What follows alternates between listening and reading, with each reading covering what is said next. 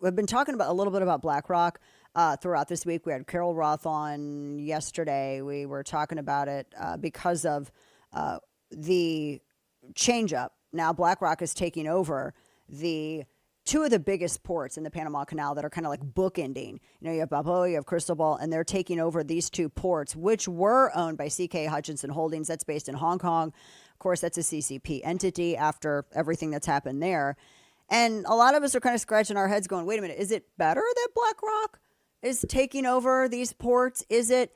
Then there was this piece, and the timing, I'm always suspicious. I thought the timing was suspect. This came out March 2nd, and it said headline, BlackRock's woke era is over. Subhead, asset manager has exited climate groups and eliminated diversity targets as it tries to end ESG controversy. And I thought, that seems like somebody's trying to clean up something so that this, with what's happening in Panama, goes down a little bit easier.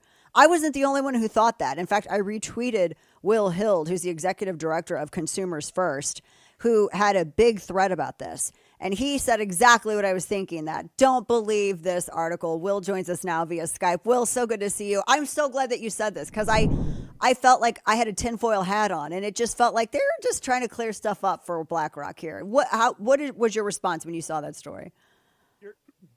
You're 100% correct to be suspicious, Dana, and thank you so much for retweeting me because I was trying to sound the alarm to people. You know, us conservatives can sometimes be very cheap dates. You know, people can hate on us and attack our values and our way of life for years and years and years. And then the second, like, for example, Governor Newsom goes on a podcast and agrees with one small portion of our agenda. And, oh, great. Like, welcome to the team. Yeah. And that's really what BlackRock is trying to do right now. Even during the first Trump administration, no one was pushing back harder on Wall Street against conservatives than Larry Fink and his firm BlackRock. They were pushing harmful net zero targets across all of corporate America. They were pushing race and sex-based quotas into boards and hiring and promotion. And so we really should be very weary, as you rightly point out that you were.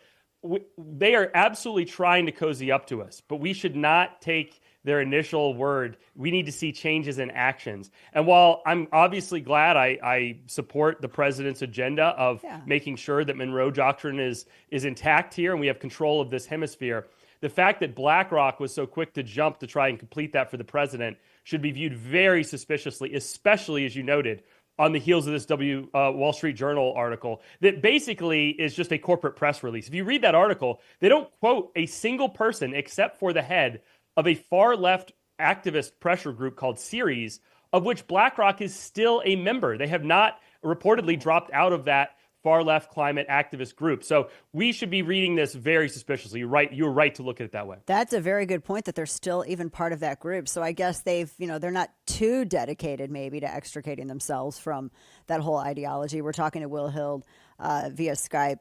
And what of the companies that they invest in and help grow? I mean, I'm sure a lot of those companies are still operating according to those ESG and DEI standards. That's exactly right. And even if BlackRock ended all of what they call their corporate engagement, that's the mechanism by which they push this far left agenda. Even if they ended that today, it is a little bit like you've had a factory dumping toxic waste into a river. You could shut down the factory, but downstream, you now have a pond that's completely contaminated with toxic waste.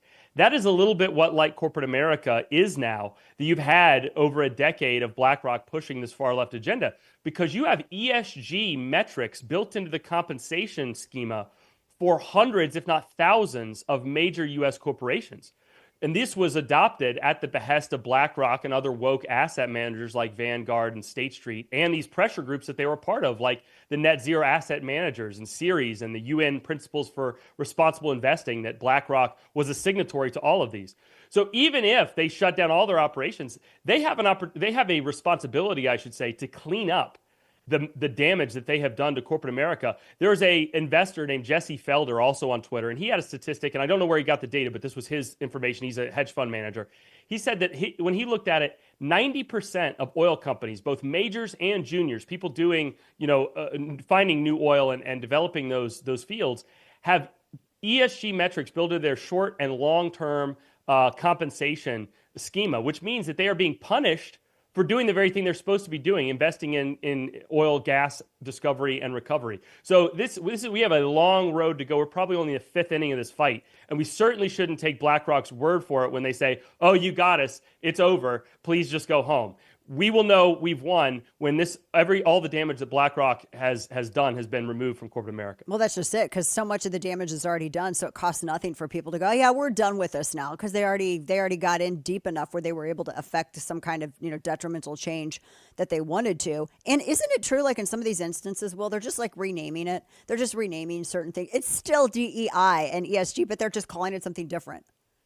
Yeah, we're seeing, especially you're seeing this in the DEI space. You're seeing some companies are just dropping the E because that kind of requires the most violations of U.S. labor law. So it's becoming the DEI department. Other companies are changing it to the Department of Belonging, which is just sort of an Orwellian euphemism for race and sex-based discrimination in hiring and promotion. But that's all DEI ever was. So renaming it Belonging doesn't change anything. And there's also a question of even the stuff where they say we're just trying to make an inclusive work environment. That can go so far that it basically creates a hostile work environment for other groups. So when you push the LGBTQ agenda, for example, so far in people's faces, in your workers' faces every day, how is that not a hostile workplace environment for believing Christians who don't share that position? That doesn't mean that you have to discriminate for one group or the other, but they should both feel okay having their own opinions inside the workplace. And you've seen a lot of companies, for example, like what happened with Target. How could a believing Christian feel comfortable working in one of those workplaces? So even the Department of Belonging, even if they just stick to the quote unquote inclusion, which is where you see a lot of these internal cultural left-wing moves, even that, I don't think, is fair to the American worker. And it's weird to me. We're talking with Will Hild, Executive Director of Consumers Research. It's weird to me that to watch a lot of people cheer, particularly the move from CK Hutchinson Holdings to BlackRock, because that, to me, that's a pretty powerful acquisition.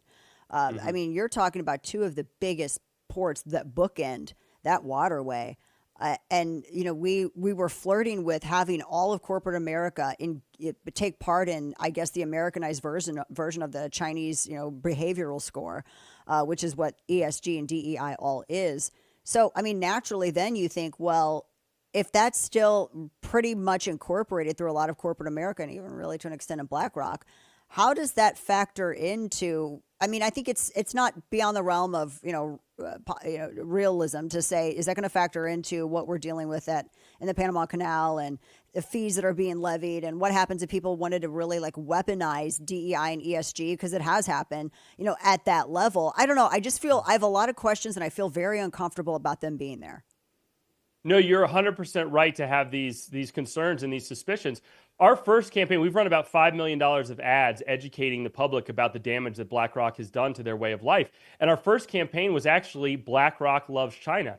And it talks about all of the foreign entanglements that BlackRock has over there, all the quid pro quo that they seem to be engaging in as they push a destructive agenda on the U.S. economy, doing things that they would never do to the Chinese economy. China's building 100 coal plants a year in China. They're building gas pipelines. BlackRock's helping to finance some of this stuff at one point. And I guarantee when they walk into the boardrooms of the Chinese companies that they're invested in, they do not tell them that they do not have enough blacks or women or gay people on their boards. They only push that kind of nonsense, that kind of race baiting and race and sex based quotas here in the United States. So it does raise the question, has China really lost control of this port? If they've got their hooks in BlackRock, then maybe this is just a cover for them to still have a lot of control. And I will even go one step farther. There's an interview of Larry that I'm sure he wishes he could make disappear, where this was back in 2012, 2013.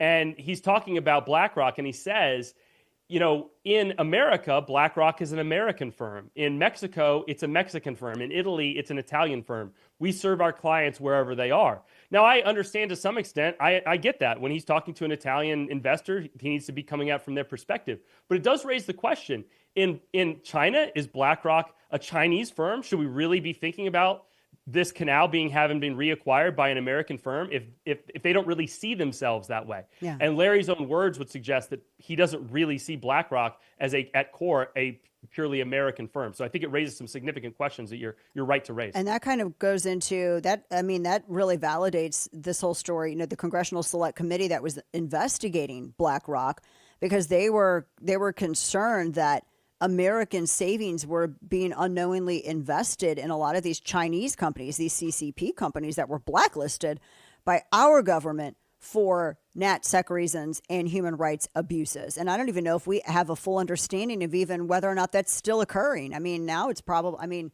now with this, I think I think that was completely accurate to say, is it still, China still running this? I mean, is it though? Is it really entirely different with BlackRock?